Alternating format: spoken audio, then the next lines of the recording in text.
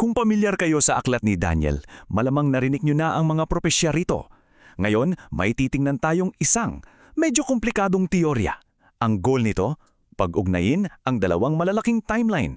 Mukhang mahirap, pero huwag kayong mag-alala. Sasamahan ko kayo. Hihimayin natin to ng mabuti. So heto yung pinaka-puzzle na sinusubukang buuin ng source material na to. Paano raw ba posibleng mag-align, magtugma sa isang starting point, ang dalawang sinaunang propesiya na libu-libong araw ang bilang? Diba parang, paano mangyari yun? Well, yan ang susubukan nating alamin ngayon. Okay, para masundan natin lahat, ito ang magiging breakdown natin. Titingnan natin ang core hypothesis, tapos yung tatlong premise na bumubuo rito, paano ito itsura sa isang timeline, at sa huli, ano pa ba yung mga tanong na naiwan? Game, simulan na natin. Okay, so unahin na natin. Ano ba yung pinaka-core, yung pinaka-pundasyon ng hypothesis na to? Kasi nakasalalay ang lahat sa isang foundational assumption, isang sabay na simula. Ayon sa teoryang ito, ang 1,260-day prophecy o yung huling kalahati ng isang linggo at yung 2,300-day prophecy, pareho silang nagsisimula sa iisang eksaktong sandali. At ano yung trigger? Ito raw ay yung pag-upo ng tinatawag na Son of Perdition sa templo. Yun daw ang day zero para sa dalawang timeline na to. So, paano ba ito nagsisimula? Dito papasok ang unang premise, ang tinatawag na midpoint trigger. Sabi rito, yung abomination of desolation, yung pag-upo nga ng Son of Perdition sa templo ay mangyayari sa gitna mismo ng isang propetikong linggo. At yun na, simula na yun. Yun na ang hudyat para sa malaking kapitihan o Great Tribulation para sa mga banal. Para malinaw, itong term na latter half of the 1 week o sa orihinal, hubani lire, ay tumutukoy sa isang specific na panahon, 1,260 days. At sa hypothesis na to, yan mismo yung panahon ng Great Tribulation para sa mga banal. So, magkasing kahulugan sila sa context na to. So, ang key takeaway dito, simple lang. Great Tribulation is equal to the latter half of the week. Iisa lang sila. Yan ang kailangan nating tandaan para sa susunod na premise. Okay, let's move on sa pangalawang premise. At dito, medyo magiging mind-bending kasi ipapasok natin yung tinatawag na resurrection paradox. Okay, pakinggan nyo to. Ang unang muling pagkakabuhay o first resurrection nangyayari raw sa midpoint. Meaning, yung paghahari ng beast at yung pagiging martyr ng mga banal nangyayari pagkatapos ng first resurrection. Napansin nyo ba yung problema? Dito nagkakaroon ng logical issue. Ito yung tanong. Kung yung mga banal ay kasama na sa first resurrection, paanong mangyayari na sila rin yung magiging martir sa tribulation na kasunod nun? Kung binuhay ka na muli, paano ka mamamatay ulit? Diba? Ang gulo.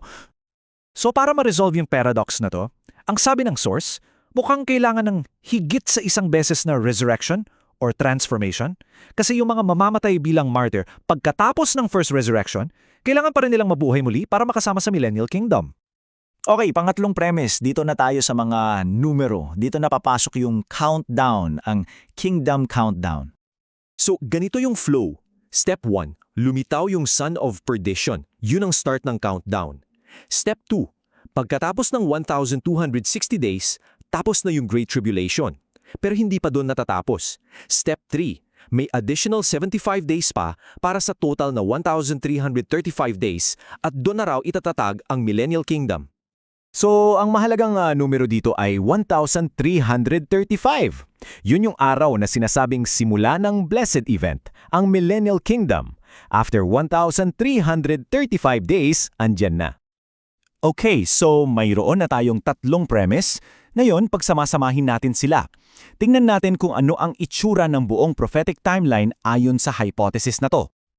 Una, tandaan natin, 1,260 days. Yan yung duration ng Great Tribulation at paghahari ng beast. Sunod, yung 1,335 days. Yan yung total time mula sa simula, yung abomination of desolation, hanggang sa pagsisimula ng Millennial Kingdom. At yung pangatlo, yung 2,300 days, yung mas mahabang propesya na ayon sa hypothesis na to, nagsimula rin kasabay ng dalawa. And so, ito na yung itsura niya kapag pinagsama-sama. Kitang-kita dito kung paano sila nag-a-align. Yung midpoint, yan ng day zero, ang simula ng latter half week at ng 2,300 days. pagkatapos ng 1,260 days, may transition period pa na 75 days na aabot sa 1,335 days kung saan magsisimula na raw yung Millennial Kingdom. At sa buong panahong yan, tumatakbo yung mas mahabang 2,300-day clock. Dito nyo makikita kung gaano kasinkronisado yung proposed timeline. Okay, so yan na yung buong lohika, yung buong structure ng hypothesis. Sinundan natin mula sa core idea hanggang sa pag-visualize ng timeline. Pero may mga tanong pa bang natitira? Well, ang conclusion ng interpretasyong ito ay simple. Pinagsasabay-sabay nito ang ilang key prophetic timeline sa iisang trigger event. Pero, at ito ay isang malaking pero, kahit ang source mismo ay aminado, hindi nito nasasagot ang lahat. Kasi 'di ba may mga malalaking events pa, yung 7 plagues, yung destruction of the harlot, yung judgment sa beast, at yung pagkakakulong sa Satanas. Kailan daw yan mangyayari? Saan sila papasok sa timeline na to? So, iniiwan tayo nito ng isang final at napakalaking tanong na kahit sa isang napakadetalyadong framework na ganito, marami pa ring hindi nalalaman. At yun ang iiwan ko sa inyo para pag-isipan.